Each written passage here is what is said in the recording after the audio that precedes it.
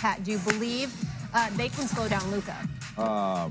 As a team, yes. Them starting Wiggins on them, putting some length, putting some physicality with it. I didn't say snatch the soul. JJ said that. He did? No, I appreciate it. I took it from one of you guys. No, it's okay. I just want to make sure the viewers have the correct answers. Listen, I liked it, so I stole it from one of you. I wanted to give credit. Thanks for clearing that up. I got you. But I think they go finish with Draymond. I like Draymond on them at the end of games. I don't think the refs call ticky-tack fouls on Draymond towards the end just due to the respect that they have for him at the league.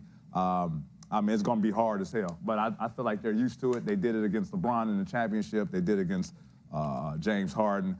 They did it against LeBron and Kyrie. So this is something that they faced before, and they're not new to it. JJ?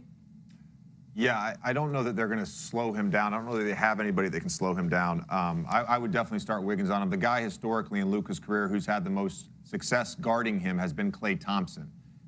And obviously Klay coming off 2 leg injuries, probably still not the same defensive player that he was prior to those injuries. He'll get a chance at him just like all their perimeter defenders will. To the point about Draymond, Draymond is at his best to me as a post defender. You know, he did a fantastic job against Jokic. He's at his best as a help defender, as sort of a general quarterback, free safety, whatever you want to call it, on that back line.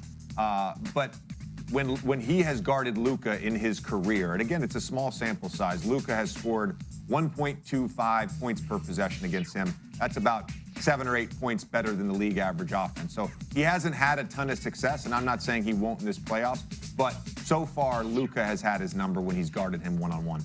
All things ain't equal, my brother. Now, I don't give a damn that the Milwaukee Bucks were the reigning defending NBA champions. They're not the Miami Heat. When you talk about the Bucks being without Chris Middleton, with Chris Middleton, that's a different ballgame. But without Chris Middleton, the Milwaukee Bucks ain't this Miami Heat team. Not this year, not the way they're coached, not the personnel that they've had in play, not the way that they've played throughout the vast majority of this season. I think the Miami Heat present an entirely different challenge at this moment in time than the Bucks presented last series because they didn't have Chris Middleton. If they had Chris Middleton, your argument is 100% correct, but they don't have Chris Middleton. So the Boston Celtics team, that Milwaukee Bucks team they were going against, that ain't what they about to go up against, and I think that needs to be taken into consideration. It certainly is taken into consideration. The Miami Heat are a much different team, and you could probably make an argument they're a deeper team than the Milwaukee Bucks, even with Chris Middleton in the lineup.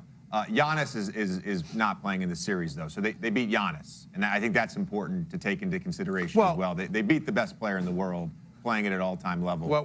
They've proven they can win without Marcus Smart. Well, clarification. First of all, I don't believe Giannis to be the best player in the world. I still believe that dude is Kevin Durant. That's my personal opinion. That's number one. Number two, because of the arsenal that he brings to the table, you got to look at Giannis from this perspective. He's coming downhill at you. He's unstoppable. Ever coming to the basket, he's the most dominant force in the game. I don't think anybody would refute that. But he's limited in what he can do offensively from the perimeter, and he's limited in what he can do from the free throw line. I think when you look at the Miami Heat, it poses a different problem because they do have perimeter shooters. They've got a star in Jimmy Butler, who's a perimeter shooter. When you take that into consideration, even though they're not Giannis because of how he can finish at the basket, they pose an entirely different problem for a Boston Celtics team devoid of the services of Marcus Smart. I'm saying Jason Tatum, Jaylen Brown, it puts an immense amount of significantly more pressure on them if you don't have Marcus Smart, because that means they got to do it on both ends of the floor, and they don't get to take any breaks on the defensive side of the ball.